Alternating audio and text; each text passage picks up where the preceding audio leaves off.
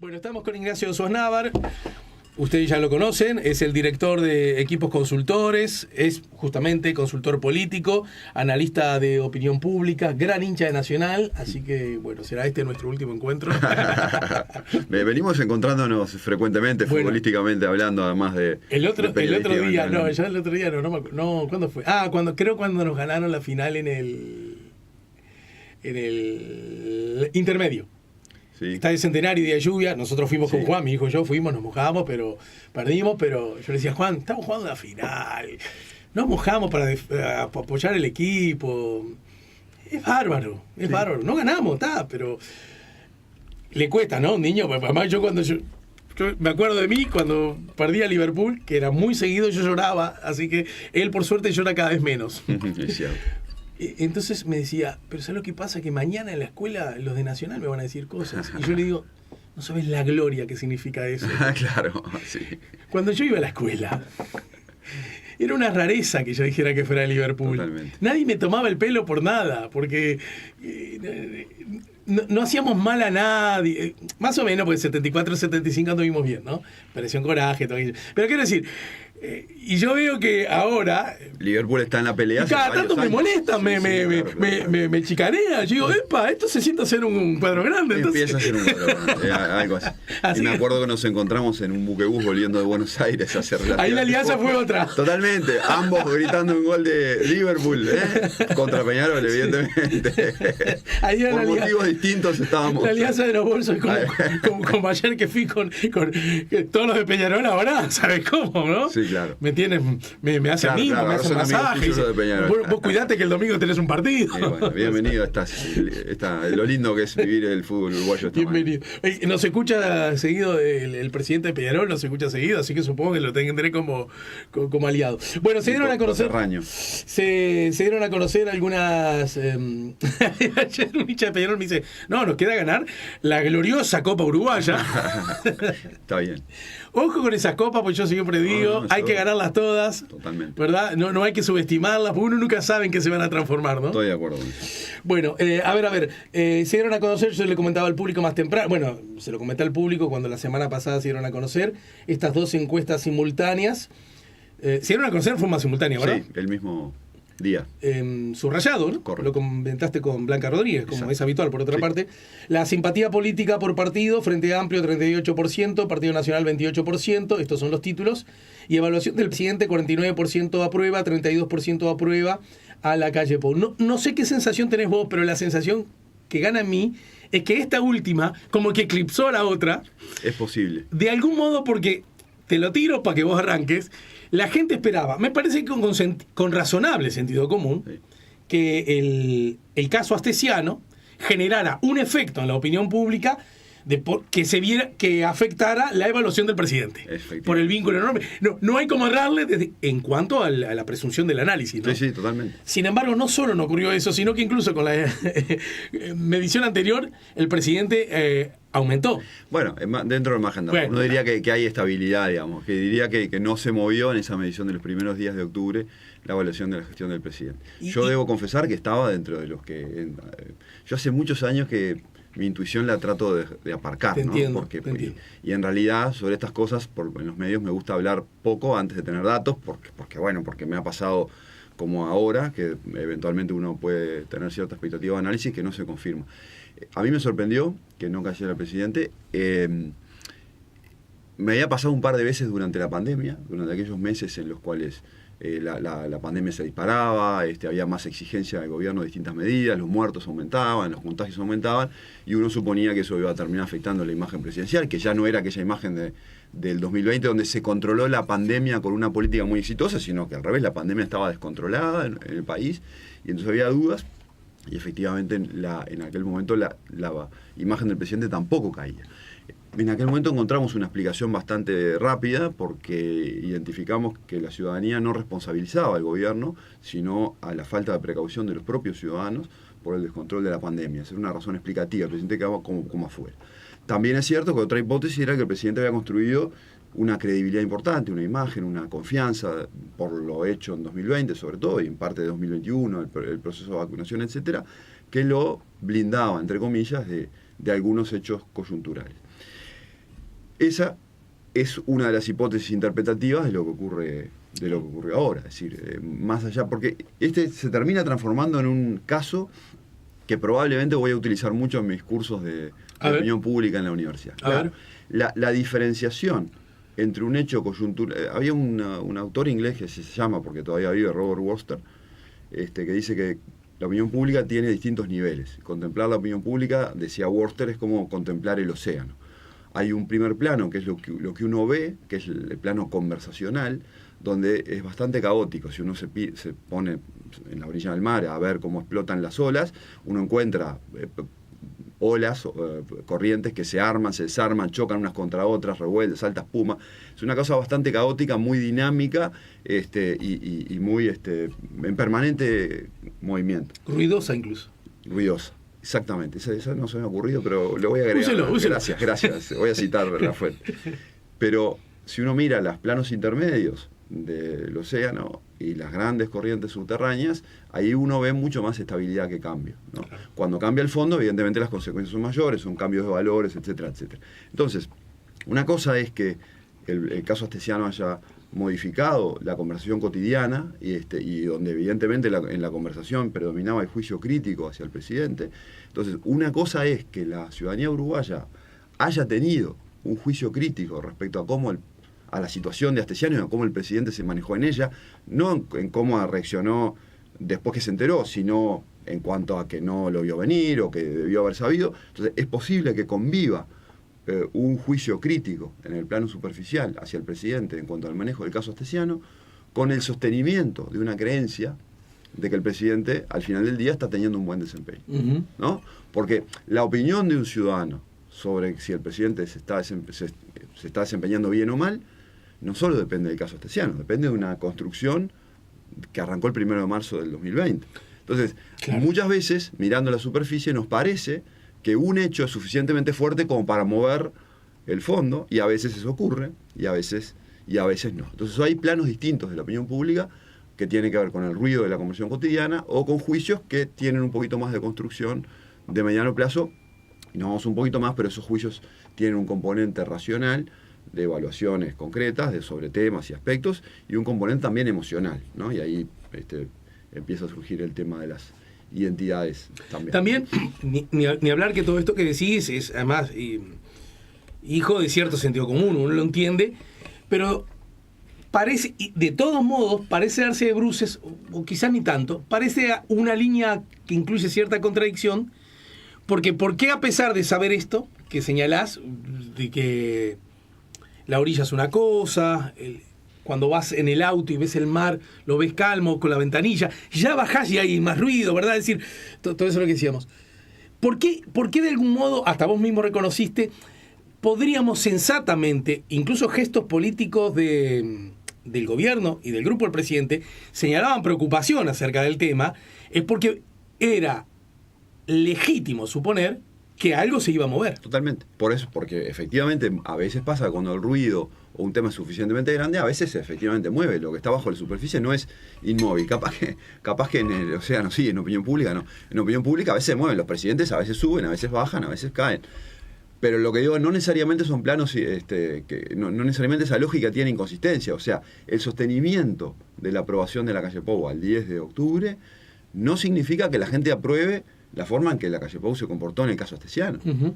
Puede convivir un sostenimiento de su aprobación como presidente con un juicio crítico respecto a, no sé, el presidente tenía que haberse dado cuenta, la verdad, que entonces quizá pueda haber, que era otra de nuestras segundas hipótesis interpretativas, algo que no captamos con la pregunta general de usted aprueba o desaprueba la gestión del presidente, un pequeño deterioro, que no llega a cambiar el juicio, ¿no? Pero, por ejemplo, que entre los que aprobaban fuertemente la gestión de la calle Pou, quizá ahora lo siguen aprobando, pero quizá con un poquito más de recelo. Quizás una tarjeta amarilla. Es algo, yo le llamo a esto, pero a lo mejor porque ya otro lo hizo y yo simplemente estoy copiando el término sin saberlo.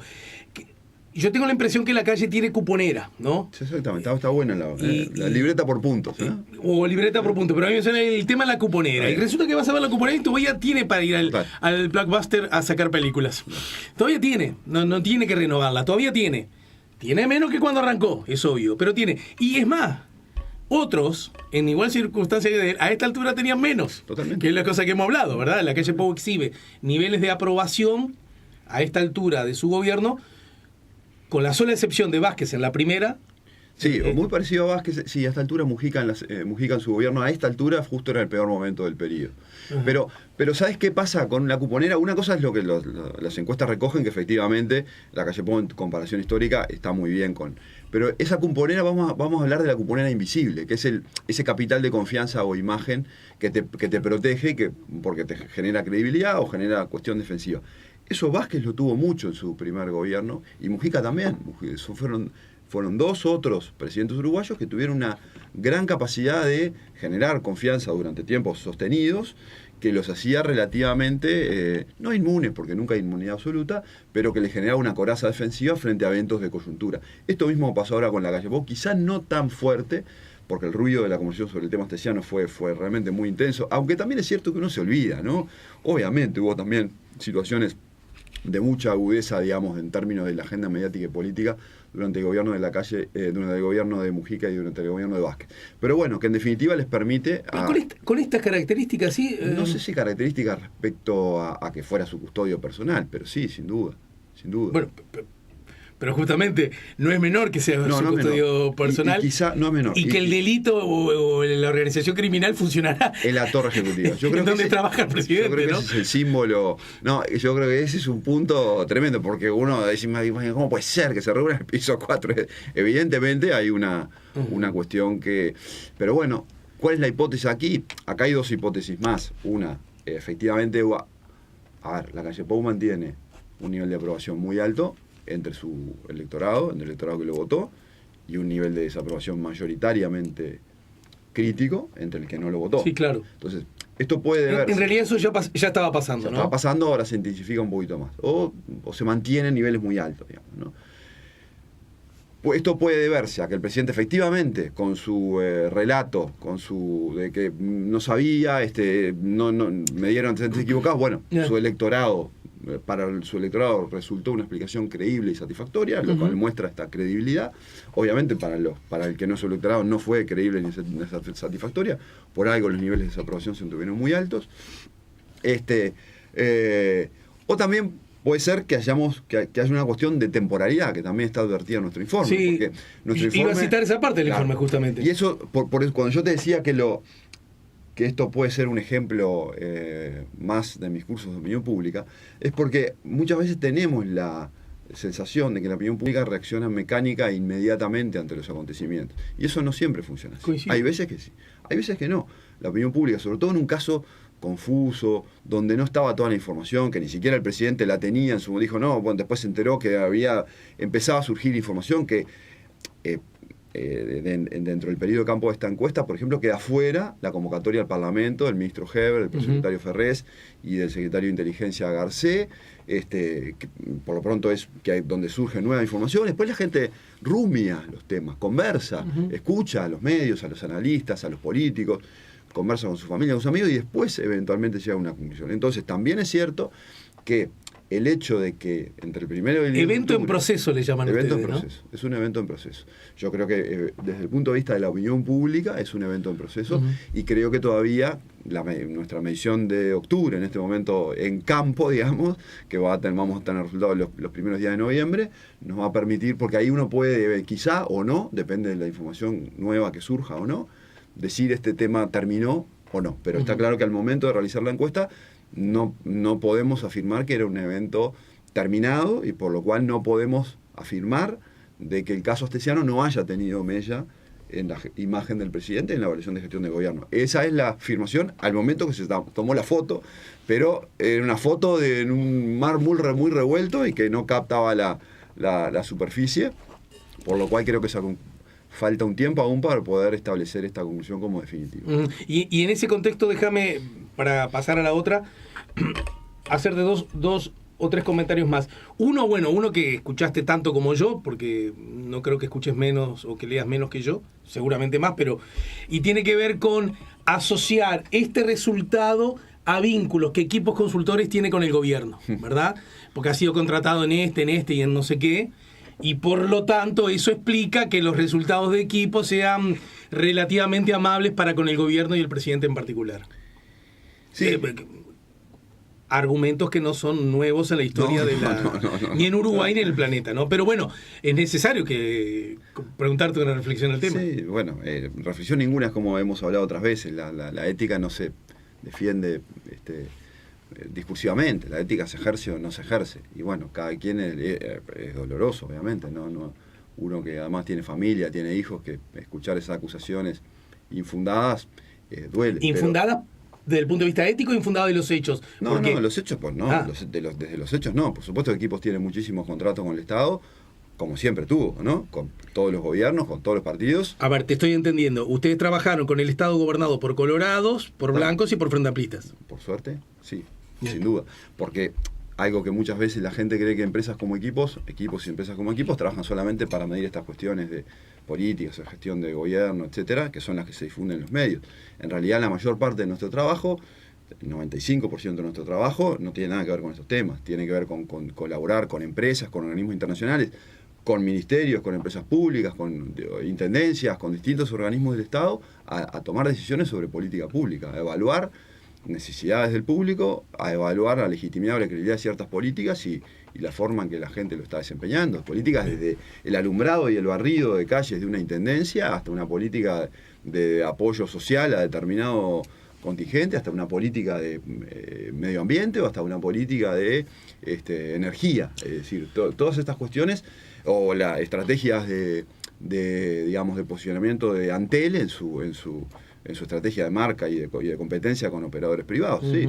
Equipos desde sus orígenes, trabajo mucho siempre para todos los organismos del Estado, en algunas épocas más, en estas épocas menos. De hecho, en el balance, Equipos en esta época tienen menos contrato con el Estado de lo que tenían durante los gobiernos del Frente Amplio. Uh-huh. Pero eso no explica, o sea, si uno mira el volumen de contratos de Equipos con la gestión del presidente, no tiene nada que ver. Tuvimos muchos contratos en el primer gobierno de Vázquez y a Vázquez le iba como los dioses. Tuvimos muchos contratos en el segundo gobierno de Vázquez y a Vázquez no le iba como los dioses.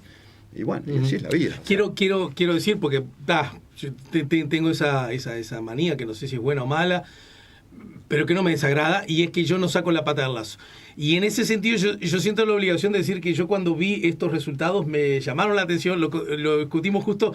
Mira, estamos haciendo una diplomatura en comunicación política, justo coincidió con los amigos del CLAE, y hay gente muy diversa, y coincidíamos todos de que, bueno, que la calle exhibe fortalezas. Es lo que estás diciendo vos, que son innegables, en cómo ve el público, y yo quiero decir que formo parte del grupo de personas que cree en la ética, en la forma de trabajo y en la trayectoria que tiene Equipos, y además tengo por vos subrayado aprecio, y que tienen 2, 3 o a los 3 compañías más, que es algo que en general me parece que se discute.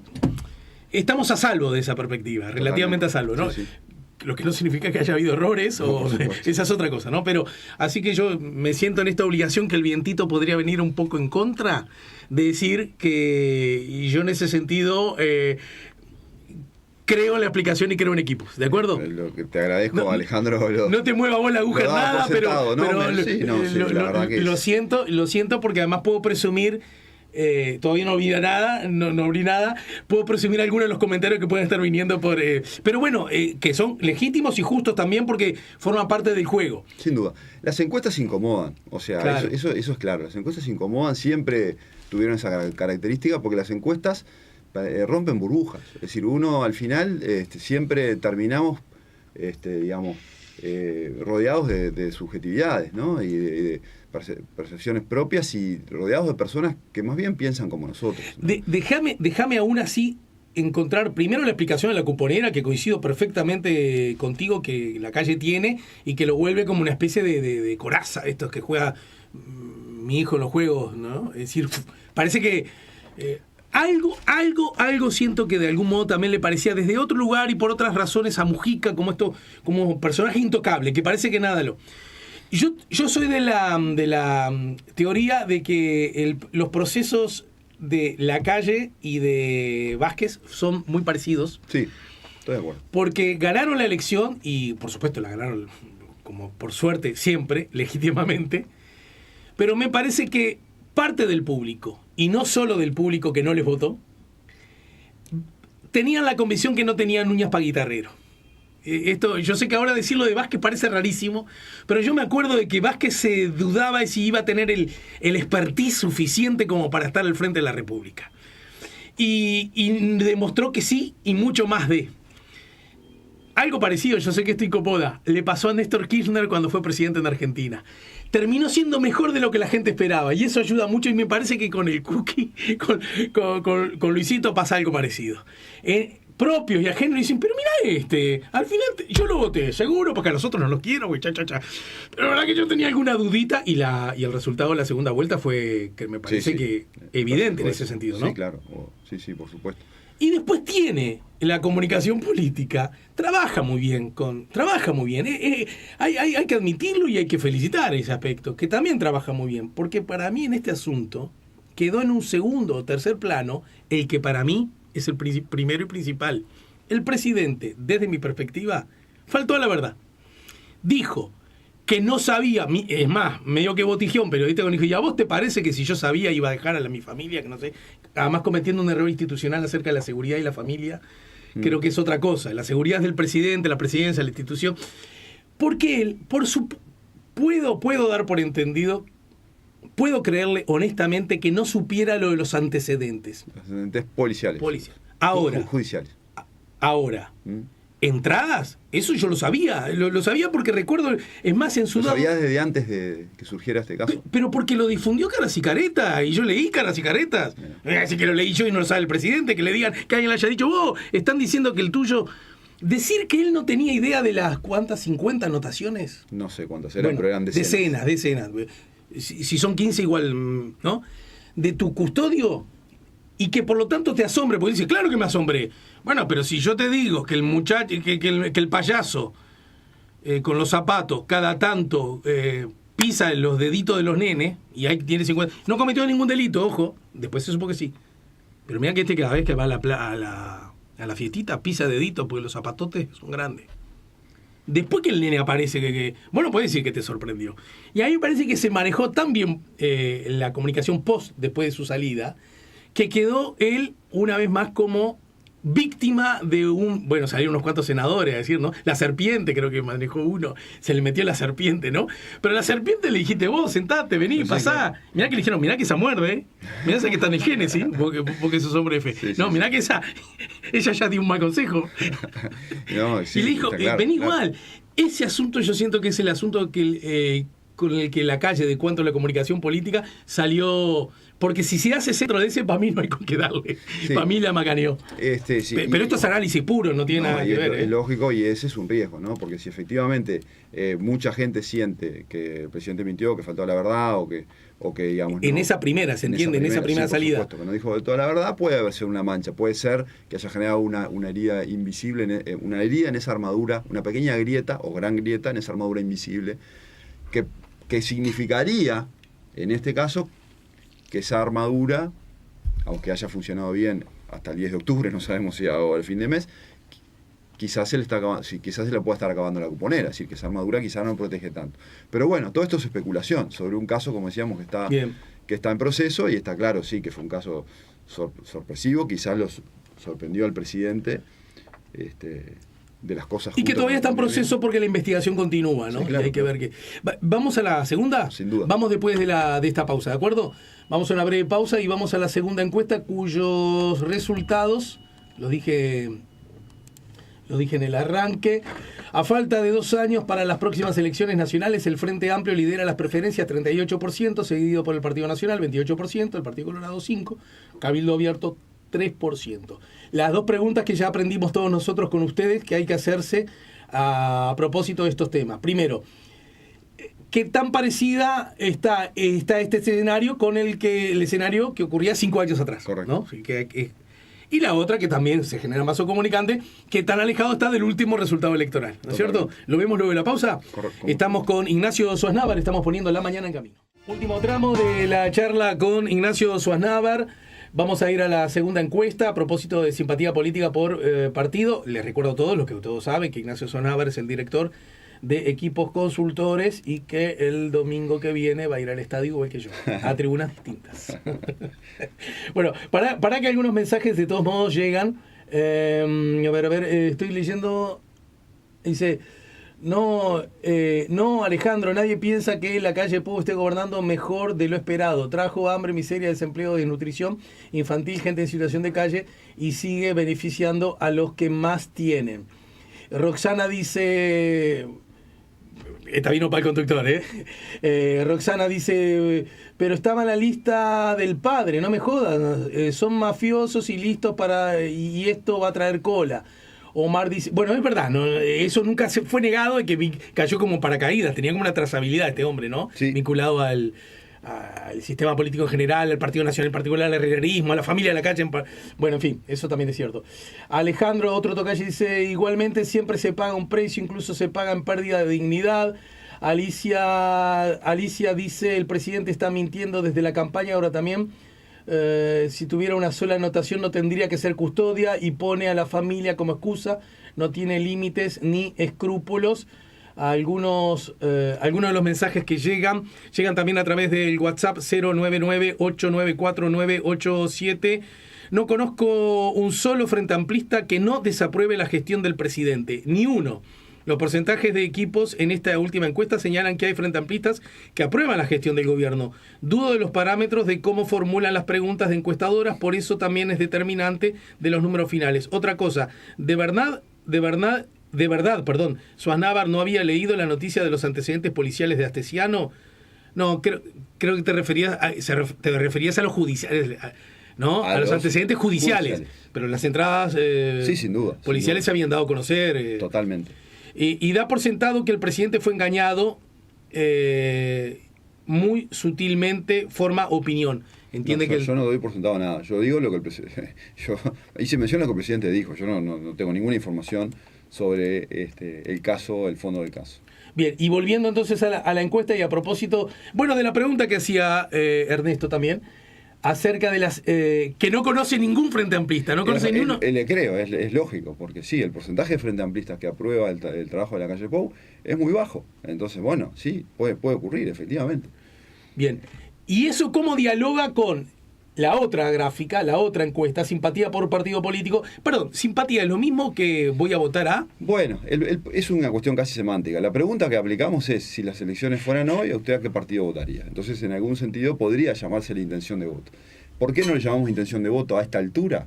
Porque a esta altura nosotros creemos que es un poquito presuntuoso llamarle a eso intención de voto, porque no creemos que la gente a esta altura tenga ya construida una intención de voto, sino una simpatía hacia un partido que después probablemente se transformará en algún momento en una intención de voto en un contexto electoral. Pero es una discusión casi semántica, te diría. Podríamos considerarlo como sinónimos. Bien, en este caso entonces, yo te preguntaba más temprano, habida cuenta que el Frente Amplio recoge el 38% de esa simpatía o intención de voto, Partido Nacional 28, Partido Colorado 5, Cabildo Abierto 3, Partido Independiente 1, PERI 1, otros partidos 1%, en blanco anulado 5% y los indecisos 18%. En ese contexto, entonces, ¿cómo dialoga este resultado con el que podíamos, entre comillas, tener 5 años atrás, donde muchos de estos actores no estaban, ¿verdad? Totalmente, sí, o por lo menos Cabildo Abierto no existía. Sí, los resultados, uno diría que en términos históricos, el Frente Amplio de las últimas 5 elecciones ganó 3 y perdió 2, ¿no? Perdió 99 y 2019, ganó 2004. Digamos, desde que hay segunda vuelta, podríamos usar ese. Desde que hay segunda vuelta, de 5 elecciones, el Frente Amplio ganó 3 y perdió 2. A esta altura del partido, en las elecciones que el Frente Amplio ganó, estaba en el entorno de 40, un poquito por arriba del 40. En las elecciones que el Frente Amplio perdió, el Frente Amplio estaba más cerca del 30. ¿Tá? ¿Dónde está ahora? Bueno, en una situación intermedia, pero un poquito más cerca del 40 que del 30. ¿Tá? Entonces está claro que el Frente Amplio y está significativamente mejor de lo que estaba exactamente en el mismo momento de tiempo hace 5 años. 5 años atrás. 5 años atrás, el Frente Amplio estaba en 35%. Uh-huh. En 33%. Y ahora está en 38%. Segunda, para ubicar, porque las cosas pasan. Segunda presidencia de Vázquez, estamos Segunda hablando, presidencia de Vázquez, estamos hablando fines de 2017. El Frente Amplio estaba en 33% de intención de voto. Hoy está en 38% de intención de voto. Quiere decir que ha habido un crecimiento, una recuperación del Frente Amplio en el último quinquenio. ¿Cuándo se da esta recuperación? Y esto es bien interesante. Se da muy rápido. En pleno 2020, cuando el gobierno tenía un nivel de aprobación del 65%, es decir, mucho mayores de lo que tiene ahora, y donde el Frente Amplio estaba sacudido y conmovido por la derrota electoral y sin encontrar formas de hacer oposición sólidas, etcétera, etcétera. En ese momento, como lo analizamos contigo en algún momento, el Frente Amplio igualmente crecía electoralmente. Eso fue muy llamativo, digamos, ese crecimiento, porque también esto es pasible de ser utilizado en cursos de opinión pública, porque también nos pone en evidencia la diferencia entre el nivel 2 y el nivel 3 del océano, digamos. Salimos de la superficie, nos vamos a los juicios, que es el plano intermedio sobre el presidente. ¿Cómo puede convivir un juicio muy grande sobre el presidente, muy positivo, como hubo en 2020, con una intención de voto que no va en el mismo sentido? Esto fue muy confuso para, creo que buena parte del elenco de gobierno. Cuando los indicadores le daban 65% de aprobación al presidente, muchos de ellos leyeron eso como intención de voto, ¿no? Bajo la sensación de que ahora la coalición era el 65% del electorado. Y no necesariamente. Claro. El que el presidente tenga un 65% de aprobación no quiere decir que el presidente tenga el 65% de los votos. Porque hay personas que pueden decir, sí, me parece bien, que la forma en que Lacalle Pou se está desempeñando como presidente, y sin embargo, no lo voté, ni no lo voy a votar. Sí, incluso para hacer dialogar esto con uno de los mensajes de los oyentes que leía cuando dijo, no, Alejandro, no lo está haciendo bien porque... Y enumera una serie de ítems que desde su perspectiva, seguramente política, ideológica, demuestran que el gobierno es malo para la opinión de la persona, pero de pronto no lo está haciendo mal ese bien, gobierno. Es decir, que alguien pueda reconocer, mirá, este no es el que voté, además, a este yo no votaría, pero admito que en la cancha se desenvuelve bien, ¿no? Y además, Alejandro, es que todavía buena parte de la imagen de Lacalle Pou fue construida, y buena parte de la aprobación que hoy tiene, cuando uno le pregunta a la gente, ¿usted aprueba o desaprueba la forma en que Lacalle Pou se está desempeñando? Una parte de la gente que dice que aprueba, cuando uno le pregunta por qué, se refiere al manejo de la pandemia. Entonces, es posible que al final del día haya alguna parte del público que crea que Lacalle Pou manejó bien la pandemia y que eventualmente está manejando bien otros ámbitos, pero que el balance le sea positivo. ¿Okay?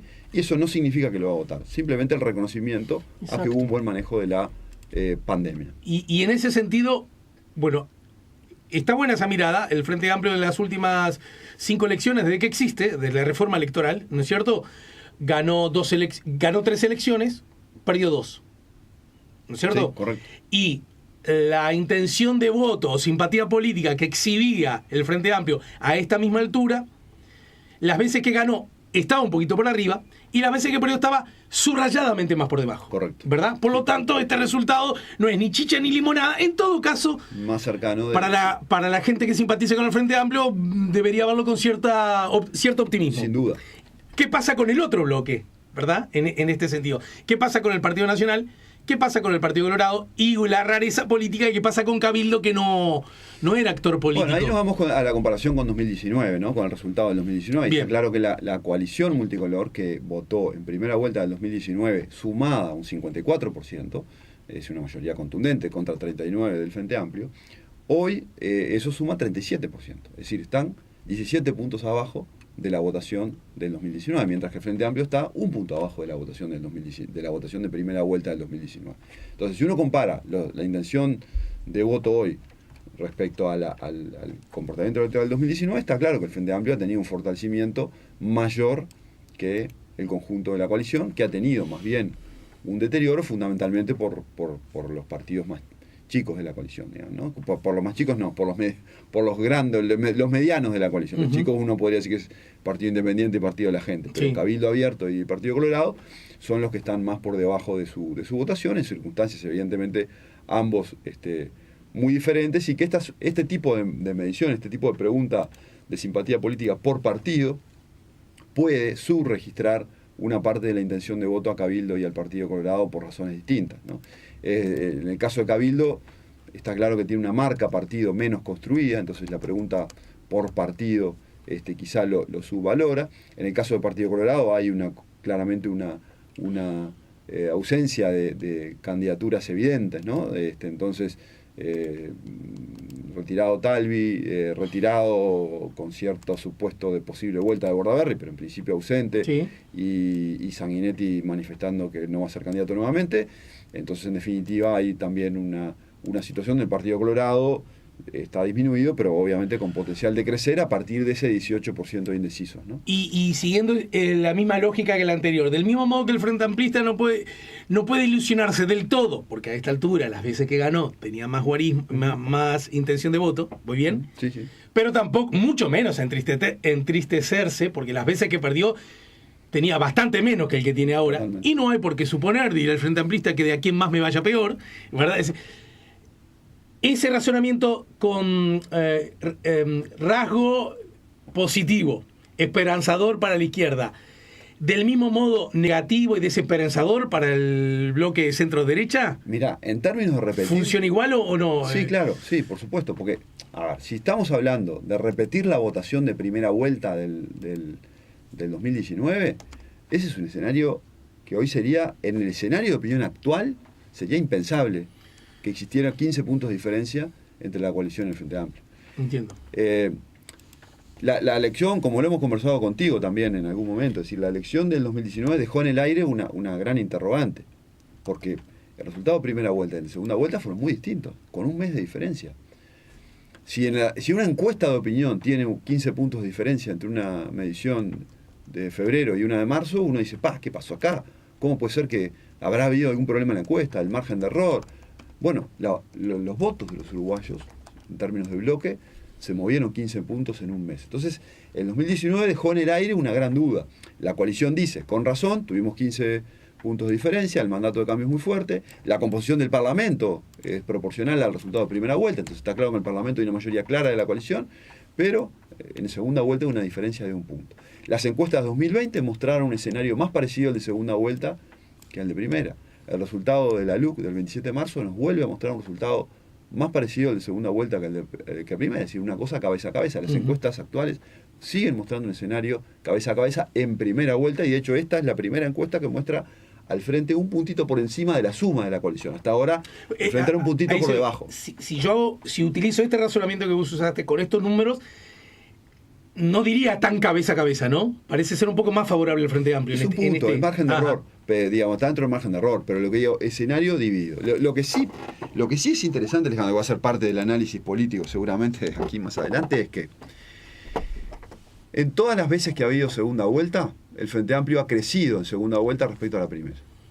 El Frente Amplio logra captar en segunda vuelta una parte, que en algunos casos ha sido más chica, en otros más grande, del electorado que en primera vuelta vota a los distintos partidos de la coalición. Es decir, el candidato de la coalición, en el 99, en el 2009, en el 2014 y en el 2019, no ha logrado retener en segunda vuelta todo el electorado de la coalición, sino que eso ha alimentado el crecimiento del Frente Amplio. Entonces uno diría, bueno, si la primera vuelta es cabeza a cabeza, no importa quién gane, pero cabeza a cabeza, y en segunda vuelta la regla de que el Frente Amplio, como ha ocurrido las 4 veces anteriores, logra chuparse una parte del electorado multicolor de primera vuelta, se vuelve a confirmar, entonces eso daría al Frente Amplio una ventaja en segunda vuelta.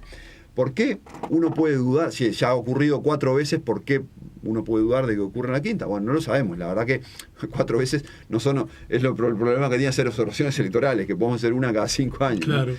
Bueno, es que uno podría suponer que quizá en el 2024 la coalición multicolor ya es un objeto, ya nadie puede votar confundido en primera vuelta a la coalición multicolor. O sea, que algo así como que si los tuvo esos votos, es menos se probable. te vayan. Es menos probable. O puede serlo en menos medida, pero el Frente Amplio ha crecido en segunda vuelta un mínimo de 4%.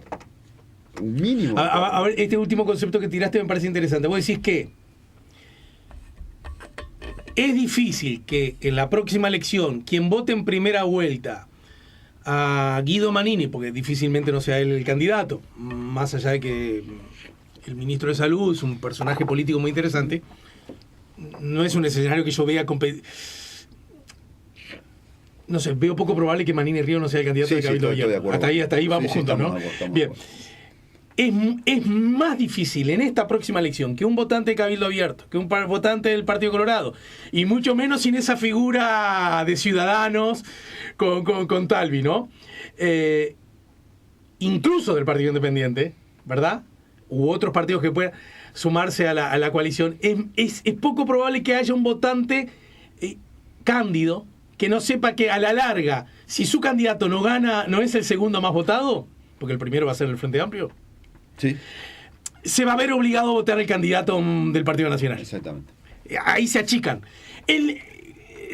Buen sin que suene despectivo, digamos, de ese armado electoral, ¿no? Claro. En el cual Sanguinetti había trabajado, la Calle Pou había trabajado, Larrañaga había trabajado, pero estaba lejos de estar consolidado. Hoy luce más consolidado. A mí, la única duda que tengo de ese razonamiento, que es buenísimo, me parece bueno a mí, es siempre y cuando nos llame Peckerman, como decían los personajes de Tinelli, siempre y cuando la coalición siga funcionando tal como la conocemos. Totalmente de acuerdo. Totalmente de acuerdo. Porque en realidad no hay por qué, no hay por qué suponer que se va a romper, pero no hay por qué suponer que no pase nada. No, sin duda, sin duda. Entonces, yo, para redondear mi análisis, porque nos detuvimos quizá más en el pero que en el análisis central. El análisis central es, el Frente Amplio ha crecido en todas las segundas vueltas, y por eso es que el Frente Amplio, si va a una primera vuelta pareja, debería tener un optimismo. Esa creo que es la conclusión central. Esto podría no ser así eventualmente, sí, se dieran estas circunstancias que vos decís, que la coalición siguiera unida, que se presentara como un bloque y que entonces hubiera menos confundidos, y entonces quizá aún así uno podría esperar cierta migración, quizá el mejor escenario, uno diría, para la coalición multicolor, no es lograr evitar eso, sino disminuirlo. Y entonces la diferencia de primera vuelta pasa a ser decisiva. También es cierto que el Frente Amplio tiene, entre comillas, estoy jugando mucho, sus candidatos. Quiero decir, hay dos nombres que están muy arriba de la consideración pública. Vos mismo lo has hecho consultas al público. El público no se ha mostrado desconcertado ante esos nombres, ¿verdad? Sigue el juego. Estamos hablando de Yamandú, estamos hablando de Carolina. Están ahí, ¿no? Yamandú creo que con un poquito más de fortalezas en cuanto a... sí, pero están ahí.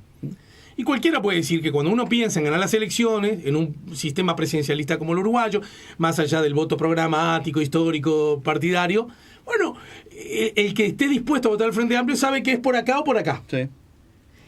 En el resto de la coalición, exceptando a Guido, sí, no pasa eso, hay mucha más incertidumbre. Totalmente. Eso, a la hora de visualizarlo y manifestar cierta simpatía, no juega como una desventaja que conforme aparezcan los nombres pueda ayudar a crecer a la coalición de gobierno. Es posible, pero eso dependerá de que aparezcan esos nombres y que crezcan. No, pero quería saber si uno puede, digamos, si yo fuera del gobierno pensaría eso. Por supuesto. Donde ponga mi candidato y lo haga laburar, ya vas a saber que los números van a mejorar. Sobre esta estructura, estos indicadores de simpatía política por partido a esta altura, faltando 2 años y sin conocerse los candidatos, pueden servir para ir viendo ciertas tendencias como estas que te comentaba recién, ¿no? Es decir, la improbabilidad de que se repita un escenario de 15 puntos de diferencia de un bloque sobre otro, como ocurrió en la primera vuelta del 2019. Pero a partir de aquí empieza el proceso que le termina dando la sintonía fina, y le va a dar la sintonía fina a la elección, gradualmente. Primero, quiénes son los candidatos, y segundo, el desempeño que tengan en campaña estos candidatos. Si las campañas también, por supuesto, que terminan incidiendo en ese votante marginal, ¿no? En ese votante marginal que está en el medio, más indeciso. En las campañas hay candidatos que lo hacen bien, candidatos que lo hacen mal, hay cosas que surgen. Obviamente, desde la perspectiva de que, como eso hemos hablado contigo también más de una vez, en última instancia un proceso electoral es una decisión entre continuidad o cambio. Esa es la simplificación más básica de un proceso electoral. Como lo ha dicho el presidente en las reuniones con sus ministros, la semana pasada con sus, no me acuerdo si eran intendentes o su elenco de gobierno, y muchas veces en prensa, creo que la frase era algo así como: el mejor candidato es la gestión de gobierno. Uh-huh. Bueno, yo no sé si lo diría tanto, pero está claro que si al gobierno le va bien, hay más chances, digamos, de... Yo ahí déjame hacer el malo de la película, y es, si al gobierno le va bien, a los blancos les va bien. Lo digo jugando con la idea de que los socios, también competidores, hasta que no resuelvan armar un partido único como la izquierda armó hace más de medio siglo atrás, ¿En qué medida tienen un final que ya se sabe cuál es? Mirá, lo que está dando acá, yo tengo un matiz significativo con lo que estás diciendo. No, pero yo lo digo para conocer tu opinión, no para no para la tuya, es correcto, porque es bien interesante lo que está ocurriendo, por ejemplo, con el Partido Colorado. Está en el peor momento de su historia en intención de voto. Nunca había estado tan bajo como está en nuestras encuestas, con la misma pregunta que hemos aplicado a lo largo de toda la historia, no hemos cambiado nada. Entonces, mirá. Es el momento más bajo. Sin embargo, tiene una oportunidad. ¿Por qué? Justamente por la consolidación de esta idea de coalición. Entonces, si efectivamente la hipótesis que manejábamos hace un ratito es correcta, de que empieza, y que hemos hablado contigo también otras veces, empieza a conformarse un espíritu de coalición, de que los que están de este lado están de este lado, los que están del otro están del otro. Entonces, dentro de los que están dentro de la coalición, les es cada vez más fácil votar un candidato de cualquier partido, siempre que sea el que más les guste, no importa de qué partido. Entonces, la elección de octubre se transformaría o se podría transformar en una especie de interna de la coalición, por la cual si dentro del Partido Colorado surge un candidato que sea atractivo, que tenga buen desempeño, que genere entusiasmo, etcétera, y supongamos que dentro del Partido Nacional eso no surge, los electores blancos cada vez tendrían menos problemas de votar un candidato colorado. Entonces el Partido Colorado podría tener, evidentemente, una oportunidad. Yo creo que hay más, si se quiere, una oportunidad para la coalición que para cada uno de los partidos en sí mismo. Ajá.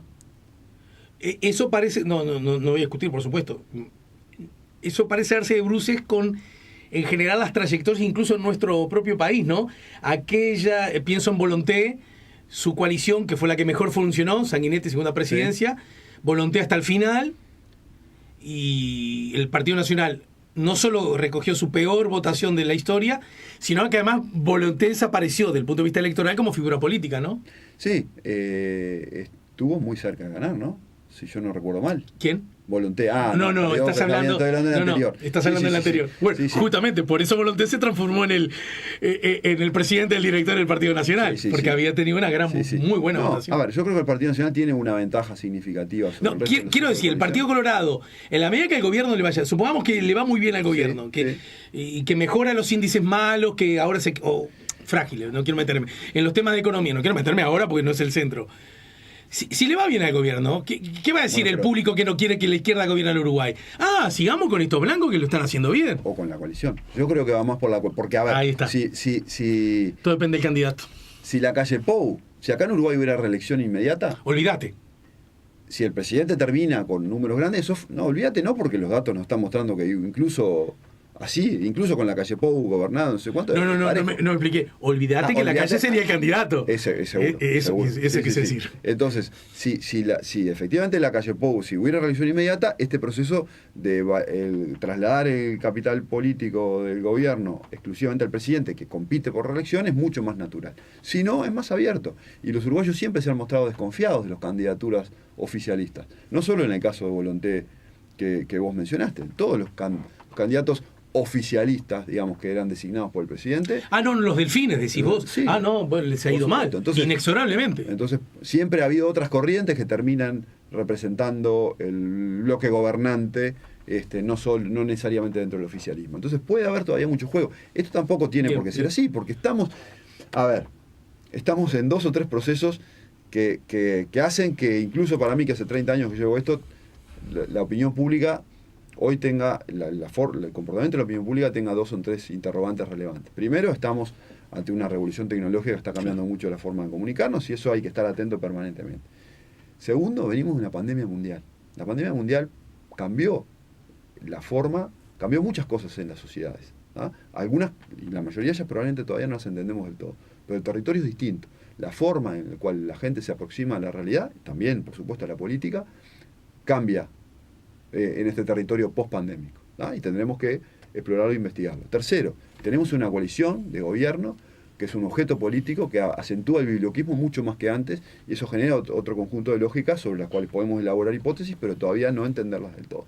Entonces yo creo que si bien estas encuestas nos permiten entender el grueso del conjunto, que básicamente nos confirman lo que vimos el 27 de marzo, que Uruguay está dividido en 2 bloques de tamaño muy parecido, lo mismo que en 2019, eso ya lo sabemos, y que eso está presente en el 99, probablemente de vuelta nos vamos a las profundidades del océano.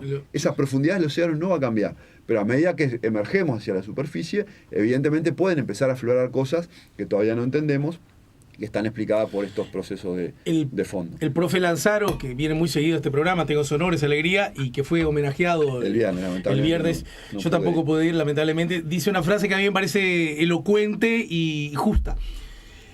En Uruguay, por suerte, nadie gana por mucho, nadie pierde por mucho, sí. ¿No? Y eso, aludiendo a esos dos bloques, ¿no? Estamos hablando de mínimo, lo curioso es que son mínimos cambios que pueden producir mínimas modificaciones que pueden producir grandes cambios, ¿no? Sí, por supuesto. Si uno mira en perspectiva, tampoco en Uruguay es un país que por razones culturales nunca ha sido afecto a los grandes cambios. Si uno mira en definitiva en términos de políticas, en los últimos 50 años, bueno, o sea, obviamente excluyendo el periodo de dictadura, pero digamos del 84 en adelante, uno encuentra en la trayectoria del Uruguay mucho más continuidad que cambios, ¿no? Que a veces nos cuesta verlos nosotros desde adentro, pero nos lo señalan todo el tiempo desde afuera. Ignacio, del 1 al 10, ¿tenés, digamos, más de 5 de simpatía hacia mí? ¿Más de 5 tenés? Bueno, justo estamos en una semana complicada, Alejandro. Sí. No, antes del domingo. No, por supuesto. Bueno, antes del domingo un 10, después del domingo depende del resultado. Si gana Nacional... Un 10 exagerado, pero me halaga. ¿Vos decís que caería mucho si te pido 3 minutos más? No, para nada. ¿No cae mucho? No. ¿Seguro, no? Sí, por supuesto. No, porque después me van a dar encuesta y dicen, no, Ido, ¿qué querés? ¿Lo obligaste a quedarse? Bueno, una brevísima, la última pausa, porque al final nos queda más charlar largo, como siempre me pasa con Ignacio. Y quiero hacerte 2 preguntas que ya te las tiro. Primero, Brasil. Elecciones, pero quiero hablar de las encuestas, porque se ha hablado mucho, otra vez las encuestas, errándole, clac. Yo tengo matices acerca de si se le erraron tanto, pero quiero conocer tu opinión. Sí. Y segundo, el caso que se dio a conocer este fin de semana, hablando me acordé ahora, ¿no? De la calle y su cuponera. El caso que se le haya dejado, no sé qué vuelo mediático tendrá esto, que se le haya dado un permiso especial al peluquero en momentos que nadie entraba, este asunto que se dio a conocer. Si ese tipo de cosas, más allá de los datos duros, economía, pobreza, salario, si en Uruguay ese tipo de cosas pueden generar ruido, o son más bien de otras lógicas políticas, o culturas políticas, tengo ganas de preguntarte qué opinas, ¿sí? Con mucho gusto. Luego de la pausa estamos con Ignacio Sornaber. Para finalizar, agradeciendo una vez más a Ignacio y su deferencia y su cariño que siempre funciona al servicio de la comunicación aquí en La Mañana en Camino. Ignacio, 2 cosas arriba de la mesa. Primero, el capítulo ingreso del peluquero, momentos de nadie entraba para el presidente de la República, si crees que es un gesto que de la perspectiva de la evaluación política y de la aceptación de la gestión del presidente, de la evaluación del presidente, puede tener algún ruido, alguna connotación. Bueno, podría. Por ahora no he visto que es un tema que esté generando, digamos, una escalada en términos de conversación pública, etcétera. Ese tipo de, digamos, privilegios usados por los presidentes durante la pandemia ha generado mucho ruido en muchos países, ¿no? Sí. En las fiestas de Alberto en Argentina, Boris Johnson, efectivamente. En principio no me da la sensación de que aquí esto tenga esa envergadura, pero bueno, todo lo veremos, podría eventualmente tener potencial. Yo la verdad que más allá de una titular que vi el fin de semana, tampoco... Sí, Sudestada, el grupo Sudestada tampoco profundicé mucho ni tengo más información sobre el tema como para poder tampoco yo evaluar el asunto. Bien. Y otra cosa más que tiene que ver con esto que hablamos hoy del cambio de una especie de cambio de época, ¿no? Hoy los analistas de opinión pública comparados regionalmente, estamos por ejemplo discutiendo el cuestionario de Latino Barómetro que se va a aplicar ahora sobre fines de año, estamos en uno de los temas que están en discusión es si estamos efectivamente en un cambio de época en términos de opinión pública, ¿no? Uno, en Uruguay, post pandemia, en Uruguay estamos viendo una reacción de importante lejanía de una parte del público respecto a la política y la dinámica política. Esto puede tener que ver con una especie de cambio de época, es decir, estos temas me interesan menos. Puede tener que ver con que el ciclo electoral en Uruguay se hizo muy largo, se postergaron las elecciones departamentales para fines del 2020, después empezamos con la revisión de firmas, después terminamos con el referéndum al principio del 2022, y que hay mucha gente que dice, no quiero saber más nada de esto. Puede tener que ver también con esta dinámica política de una confrontación muy fuerte y muy agresiva, a veces, entre los políticos, que generan cierto hastío a la gente. En definitiva, estamos encontrando cierta gente que dice, déjenme vivir mi vida, ocupado de mis cosas, esto cuando meto la cabecita no me gusta lo que veo, y a las cosas. Entonces, eso puede también hacer que una parte del público no esté tan atenta a cuestiones de la superficie, claro, digamos, de la agenda política mediática, como estaba en otros momentos, y entonces hay una capa menos permeable para lo que ocurre en esa burbuja mediática política y redes, mediática política y redes, no penetre en lo que es la esfera de la opinión pública, que es lo que en última instancia medimos. Claro, eso puede estar ocurriendo. Sí. Bien, clarísimo. Y con relación a las elecciones en el Brasil, el domingo que viene es la segunda y definitiva vuelta, ¿verdad? Bueno, en el marco de la primera, hubo un resultado que a muchos asombró y tiene que ver con que, si bien Lula obtuvo la mayoría de los votos, tal cual como estaba previsto, y si bien no quedó tan lejos de poder ganar en primera vuelta, creo que quedó 1,5 puntos, una cosita así, me da la sensación, no es tanto. No. El que sí votó mejor de lo esperado es el presidente Bolsonaro, ¿no es cierto? Sí. La consolidación además del bolsonarismo, esto nos habla de otras cosas que están pasando en el planeta. Por suerte las cosas pasan en el planeta y uno puede ayudarse de otras, ¿no? Aunque no sean malas, aunque no sean buenas las cosas que pasen en otros lados nos permite ¿Qué lectura hacer? Porque las encuestas otra vez recibieron un sopapo por lo menos conceptual. Vieron claro, que esto no sirve para nada, que estaba al servicio de la pim, pim, pum, pam, pum, pam, pam. Yo qué sé.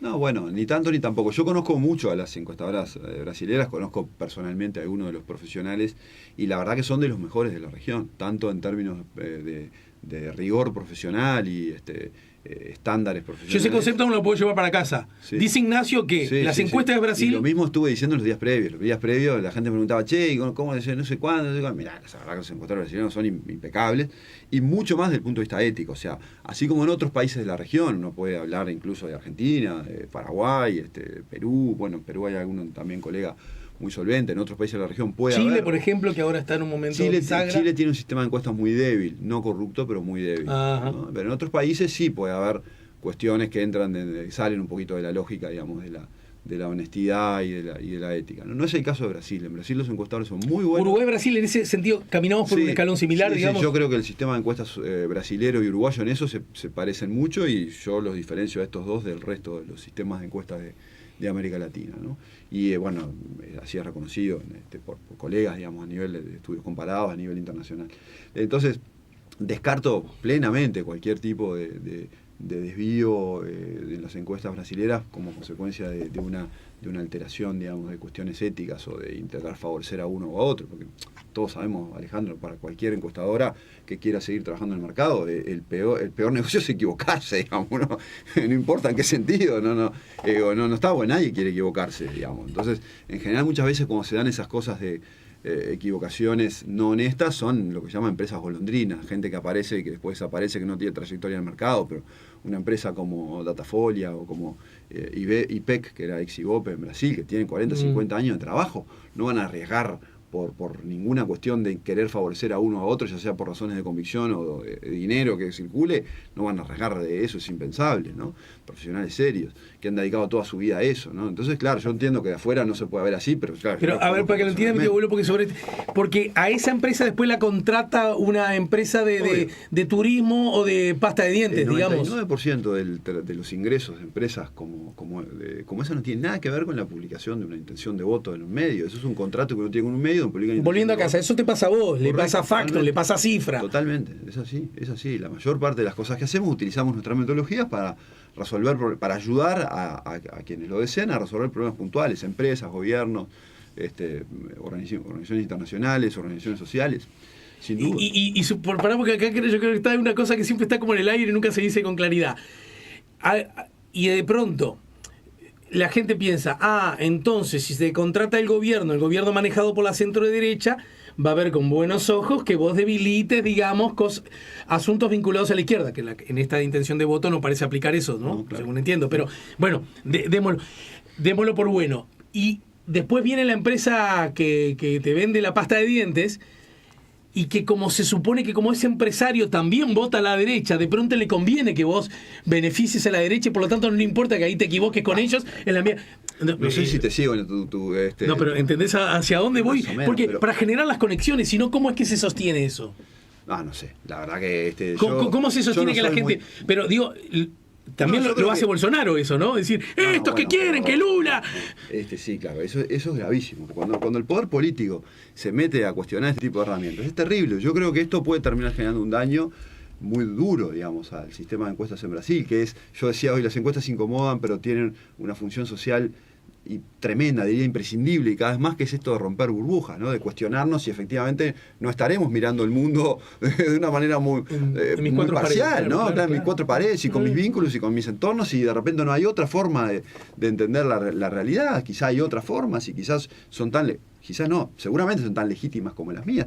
Las encuestas cumplen una función social. ¿Por qué creo que lo de Brasil puede ser gravísimo para esta función social de las encuestas? Porque hoy tenemos al jefe de gabinete del gobierno de Bolsonaro diciéndole a sus votantes que no contesten encuestas. Entonces es tremendo, eso sí, de eso no hay salvación. Claro. Porque si nosotros tenemos un conjunto del electorado que no contesta, con sesgo ideológico del electorado, que no contesta las encuestas, obviamente el resultado va a estar sesgado. Claro. Entonces eso termina con el sistema, termina totalmente con la confianza. Entonces cuando al final no hay sistemas de encuestas independientes que sean validados y en el cual generen cierto grado de confiabilidad del conjunto, entonces eso permite al final del día cada cual esté más cómodo en su burbuja, creyendo en lo que cree, y entonces al final el problema es que te das con nosotros. La cabeza te la das contra la pared, sí. Porque el mundo es inexorablemente más ancho que la burbuja, ¿no? Sin duda, y yo creo que hoy en Uruguay esta idea de intentar construir un nosotros, de entender que hay un nosotros y que hay sensibilidades distintas y que seguramente lo que se vive con respecto a la dinámica política en La Teja no es lo mismo a lo que se vive en Tacuarembó. Que seguramente un joven de La Teja no vive y no ve la dinámica política igual que lo vive un joven de Tacuarembó. Entonces, el joven de Tacuarembó tiene que entender que la posición que tiene el joven de La Teja es tan legítima como la suya y viceversa. Pero déjame decir un ratito Bolsonaro, aplico mi condición de actor, de ninguna manera... Gran esfuerzo estoy haciendo. Y entonces te digo, pero ustedes nos... Juego, ¿no? Ustedes nos dijeron que el criminal zurdo de Lula iba a ganar en primera vuelta y que nosotros íbamos a votar tanto. Y resulta que terminamos votando mucho mejor. Se equivocan. Es cierto, porque hay espirales, a veces se equivocan. No había pasado en Brasil, a veces hay estos fenómenos de espirales de silencio, ¿no? Un grupo del público se retrae por razones distintas, o las encuestas no terminan de captarlos bien, y a veces se producen estos desfasajes. Ha pasado.